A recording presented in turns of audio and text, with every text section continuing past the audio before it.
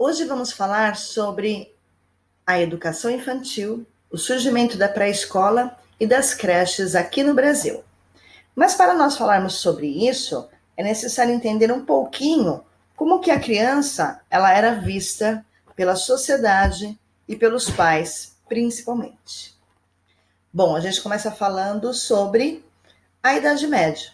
Então, lá na Idade Média, quando a criança era vista, na verdade, ela é vista como um mini adulto.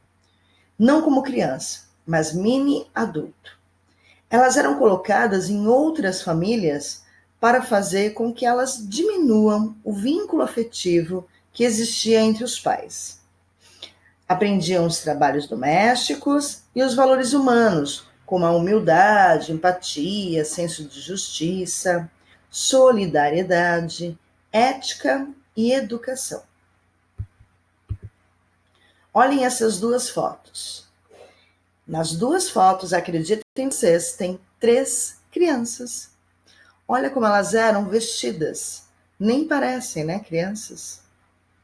Então, na verdade, elas eram vistas aí como mini adultos, certo? No século XVI, a expectativa de vida aumenta um pouco. E aí, então, surgem 2 ideias diferentes, distintas, sobre a criança. Sobre quem é essa pessoa, essa personagem criança, que ela não é nem bebê e nem adulto, né? Então, percebiam que a criança, ela é ingênua porque ela era paparicada pelos adultos. E também o outro pensamento é de que é considerada imperfeita e incompleta e, por isso, ela precisa ser moralizada pelo adulto que já tem uma noção, certo? Na sociedade feudal, quando a criança completava aí seus 7, 8 anos, ela já começava a trabalhar, porque ela saía da taxa de mortalidade infantil. A taxa de mortalidade infantil nessa época era muito alta, 45%. Então vamos pensar que mais ou menos metade das crianças que existiam, elas morriam por algum problema de saúde. Já a partir aí do século XVII, as crianças só podiam frequentar as escolas a partir dos 10 anos. Então aparece o cenário escola, certo?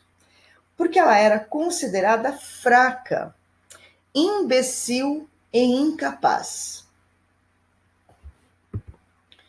Na sociedade burguesa, aí a criança começa a ser enxergada como alguém que precisa de cuidados. Então já tem um outro olhar aí para a criança, né? Então, além de precisar do cuidado, ela também precisa da escola e precisa também ser preparada para o futuro, para trabalhar, para ser alguém na vida. Com o crescimento da burguesia, aí a diferença entre ricos e pobres faz muito mais evidência, né? E então, há uma discriminação muito maior. A educação se torna menos experimental nessa época, que é uma coisa muito importante, menos observatória e mais pedagógica. Porém, tem uma parte negativa. Os castigos corporais, como forma aí de disciplina, são inseridos nessa época, tá bom? Então, palmatória, ajoelhar no milho, ou a humilhação mesmo. Aí a gente tem 3 fotos de crianças recebendo aí 2 delas um castigo, né, corporal, e na outra vamos chamar de escola. Elas almoçavam, elas almoçavam e tomavam um lanche juntas. Bom, com a Revolução Francesa e a Revolução Industrial que veio para o Brasil, o Iluminismo, que foi uma parte de ideias muito importante, e o Estado laico, aí já deixamos os jesuítas de lado, eles já foram expulsos, né? Lembra dessa parte da história? A gente tem que intertextualizar, né? Não tem como. Então a gente já vai pensar nas mudanças que aconteceram, mudanças tanto sociais como intelectuais, tá? A criança nobre, Também tem essa diferença, né? Continua tendo, né? A criança nobre continua sendo tratada diferentemente da criança pobre. Porém, algumas mudanças importantes aconteceram. Então é importante anotar isso também. Os adultos não tinham mais aquele olhar seco, insensível para a criança. Agora eles tinham um olhar de amor, de cuidado, né?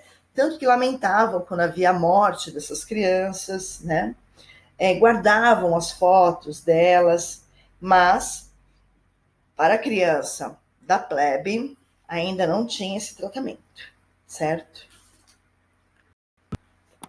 Bom, e aí então nessa mesma época surgem umas propostas de educação e de moralização das crianças dentro do colégio.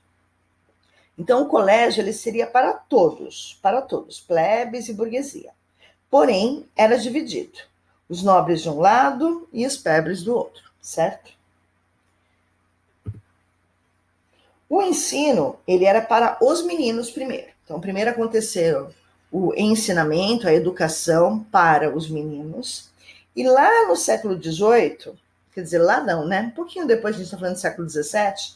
No século XVIII, aí então, a gente insere as meninas. Só que, na verdade, elas eram levadas para os conventos, né? Lá elas eram ensinadas, escolarizadas, mas não da mesma forma dos meninos, né? Na verdade, elas aprendiam os trabalhos de agulha. Trabalhos de agulha, que interessante. O trabalho de agulha está ali relacionado a tricô e crochê. E de boas maneiras. Claro que muita reza para também afastar os maus pensamentos. Porém, não era só isso. Esses colégios, eles também eram usados por uma prática muito ruim. Eles eram usados para aprisionar os filhos de uma relação extraconjugal, por exemplo. Então havia traição, a amante ficou grávida, ou a negra ficou grávida, né? E aí então levavam para esse convento, né? As rodas, por exemplo, apareceram nessa época.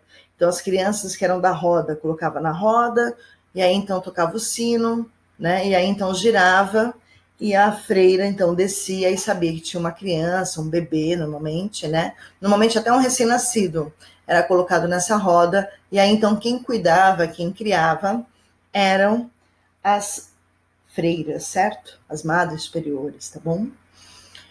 Também tinha uma outra situação, o excesso de filhos, quando as pessoas temiam aí a divisão de herança, e até mesmo irmãos que preferiam não repartir seus bens, né? Isso me lembra alguns filmes, que no final do outro vídeo que eu vou fazer, eu vou colocar alguns títulos como indicação para vocês, tá bom?